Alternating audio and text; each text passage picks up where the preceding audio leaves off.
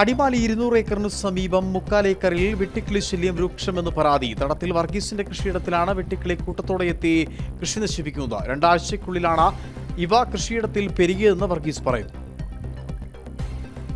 വാഴ, മുരിക്ക്, കുരുമുളക് ചെടി, ഏലം, കൊക്കോ, പച്ചക്കറികൾ എന്നിവയുടെ ഇലകളാണ് വെട്ടുകിളികൾ തിന്നു തീർത്തത്. സമീപത്തെ കൃഷിയിടങ്ങളിലും ശല്യം രൂക്ഷമാകുകയാണ്. കൃഷിവകുപ്പ് അടിയന്തരമായി ഇടപെട്ട് ഇവയെ നിയന്ത്രിക്കുന്നതിനുള്ള നടപടി സ്വീകരിക്കണമെന്നാണ് ആവശ്യം. ആയിരക്കണക്കിന് വെട്ടുക്കിളികൾ ഇതുപോലെ ഈ കൃഷിയിടത്തിലിറങ്ങി ഒരു പ്രദേശം ആകെ നശിപ്പിച്ചിരിക്കുകയാണ്. കൃഷിക്കാരെ സംബന്ധിച്ചിടത്തോളം ഒരു കൂനിന്മേൽ കുരു എന്ന പോലെയാണ് വെട്ടുക്കിളിയുടെ ആക്രമണം. ഇതിന് കൃഷിവകുപ്പ് അടിയന്തരമായി ഇടപെട്ട് ഈ വെട്ടുക്കിളി ശല്യം നിയന്ത്രിക്കുവാനുള്ള ഇടപെടൽ അടിയന്തരമായി ഉണ്ടാവണമെന്നാണ് ഇക്കാര്യത്തിൽ എനിക്ക് പറയുവാനുള്ളത്. കൊന്നത്തടി പഞ്ചായത്തിലെ ഇരുമലക്കപ്പ്, തെള്ളിത്തോട് മേഖലകളിലും വെട്ടുകിളി ശല്യം രൂക്ഷമാണ്. വെട്ടുകിളി ശല്യം കൂടുതൽ ഇടങ്ങളിലേക്ക് വ്യാപിച്ചാൽ അത് കർഷകർക്ക് പ്രതിസന്ധിയാകും. കനത്ത വേനലിനെ തുടർന്നുണ്ടായ കൃഷിനാശത്തിന് പിന്നാലെ വെട്ടുകിളി ശല്യം കൂടി വിനയാകുമോ എന്ന ആശങ്ക കർഷകർ പങ്കുവച്ചു. News bureau, Adimali.